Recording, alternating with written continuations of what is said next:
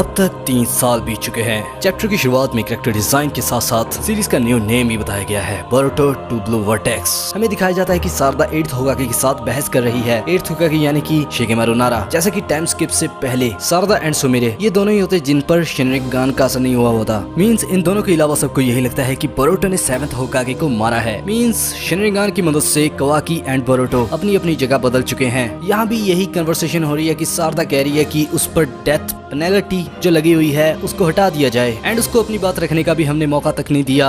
At least उसे अपनी situation explain करने का तो एक मौका हमें देना चाहिए। बट शिगेमारू बिल्कुल साफ मना कर देता है एंड उसकी तरफ से कोनोहामारू सारदा से कहता है कि अगर वो सच में बेकसूर है तो वो भागा क्यों। सारदा कोनोहामारू से कहती है, उल्लू के पट्टे, अगर तुझे पता है कि तुझे देखने पर एग्जीक्यूट करने के ऑर्डर्स हैं तो तू रुकेगा क्यों। तो होकागे के ऑफिस में बहस ऐसे ही चलती रहती है एंड सारदा गुस्से में बोल पड़ती है कि तुम दोनों कुछ भी नहीं समझ रहे। ऐसे में कोनोहामारू कहता है कि अपनी जुबान संभाल के बात करो क्योंकि तुम 8th होकागे से बात कर रही हो। शिगेमारू कोनोहामारू को टोक पड़ता है कि अब बस बहुत हो गया। वो सारदा से कहने लग जाता है कि सारदा मुझे तुम्हारी चिंता हो रही है, अगर ऐसे ही चलता रहा तो तुम होकागे बनने का सपना तो भूल जाओ और शायद तुम हमेशा ज्ञानीन बनकर ही रह जाओगी। एंड इसके बाद जो मोमेंट आता है तब मैं कह सकता हूँ कि मैं इस सीरीज का फैन बन गया। सारदा शिगेमारू से कहती है, ये बुड्ढा मेरे बीच में बहुत बोलता है।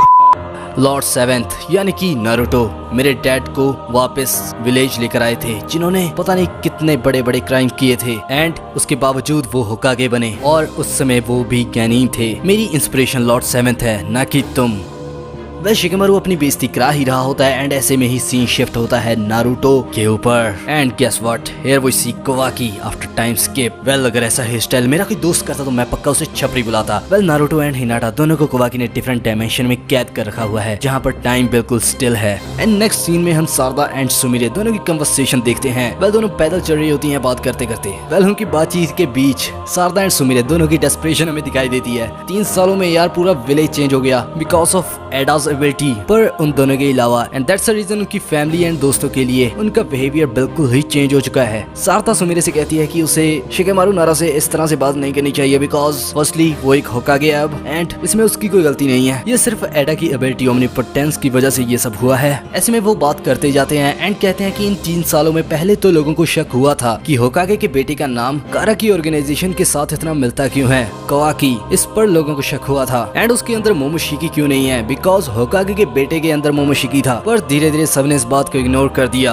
ऐसे में वो चलते चलते एडा के पास पहुंच जाते हैं एंड उसे कोई हल निकालने के लिए कहते हैं। बट एडा उन्हें साफ मना कर देती है एंड कहती है कि वो इस एबिलिटी को अभी सीख रही है एंड वो इसे एक बार ही कर सकती है। वो कहती है कि तुमने अभी तक इसके बारे में गिव अप क्यों नहीं किया। सारदा कहती है कि कैसे भला मैं कैसे अपने बोरुटो जान के ऊपर गिव अप कर सकती हूँ। वेल आगे मांगा में एक पैनल हमें दिखाया जाता है जिस पर वो सभी शख्स हमें दिखाई जाते हैं जिन पर एडा की वो एबिलिटी का असर हुआ एंड इसमें हमें हिमावारी भी दिखाई जाती है, नारुतो की छोटी बेटी, बोरुटो की छोटी बहन। वेल ऐसे ही दोनों में कन्वर्सेशन चल रही होती है एंड एडा उनसे एक बात कहती है कि पूरे विलेज पर मेरी इस एबिलिटी का असर हुआ बट तुम दोनों को छोड़कर या ओत्सुजुकी या डायमंड की ब्लड लाइन, बस इन दोनों को छोड़कर मेरे ओमनीपोटेंस एंड मेरी चार्म का असर सभी पर होता है। इस समय सारदा एंड सुमिरे दोनों को शिगेमारू नारा की एक बात याद आती है जो उसने पहले के मांगा चैप्टर्स में टाइम स्किप से पहले कहा था कि एडा को ये बात ना पता चलने पाए कि सारदा एंड सुमिरे इन दोनों पर उसकी एबिलिटीज का असर नहीं होता, क्योंकि अगर फ्यूचर में एडा के थ्रू कोई खतरा आता भी है तो ये दोनों काफी मददगार होंगी उस समय। वह उसी बात को दिमाग में रखते हुए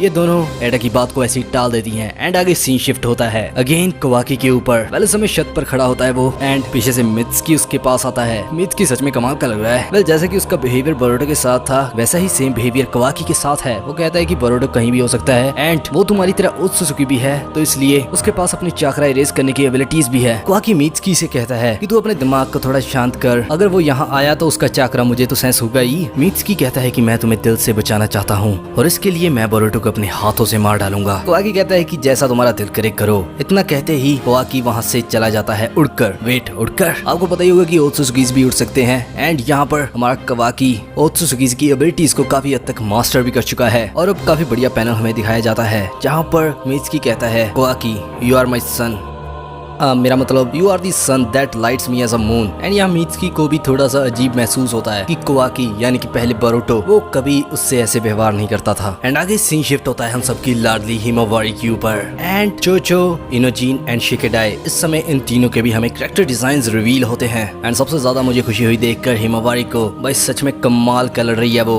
वेल वो चोचो के साथ प्रैक्टिस कर रही थी एंड प्रैक्टिस के बाद ऐसे ही चोचो उससे पूछती है कि तुम ताकतवर क्यों होना चाहती हो। ऐसे में हिमावारी शर्माती शर्माती कहती है कि I want to help Boruto. अगर यार नारुतो इस समय इसे देख रहा होगा ना तो ये सच में उसके लिए प्राउड मोमेंट होगा। उसकी मेमोरीज के बदल होने के बावजूद भी उसके लिए अपने भाई के लिए केयर अब भी है। ऐसे में शिकेडाई, इनोजिन एंड चोचो सभी हैरान हो जाते हैं कि भाई उसने तेरे बाप को मारा, तेरे भाई पर जानलेवा हमले किए। हिमावारी कहती है कि ऐसा नहीं है, शायद कोई बड़ी मिसअंडरस्टैंडिंग हुई है क्योंकि उसने अपनी जान पर खेलकर मुझे और मेरे डैड को बचाया था। दरअसल ये एक्शन कोवाकी के होते हैं क्योंकि बंदा तो पहले ठीक ही था यार, पता नहीं इसे क्या हुआ। एंड हिमावारी कहती है कि मुझे पूरा यकीन है कि कहीं ना कहीं मेरे डैड अब भी जिंदा हैं। इफ यू डोंट नो तो मैं आपको बता देता हूँ, Himawari gonna be the strongest character ever. And आगे सीन शिफ्ट होता है कोवाकी के ऊपर जो कि गांव में कोड के क्लो मार्क्स ढूंढ रहा होता है। एंड उसे अपने साथी के शोल्डर पर कोड का क्लो मार्क दिखता है बट वो उसे तभी हटा देता है। इसके क्लो मार्क्स मुझे सच में बहुत ही क्रीपी लगते हैं। एंड जो कोवाकी के साथ इन्वेस्टिगेट कर रहे थे ऐसे ही विलेज में घूम रहे होते हैं कि तभी किसी के शोल्डर में से कोड का एक सोल्जर निकलता है जो काइंड ऑफ फ्रीजा के जैसा लग रहा है एंड विलेज में तबाही मचाने लग जाता है। एंड कोवाकी विलेज में सभी को बचाने लग जाता है। होकागे तक इस बात का पता चल जाता है एंड सीन शिफ्ट होता है सारदा के ऊपर जो भी मैदान में आ चुकी है। And now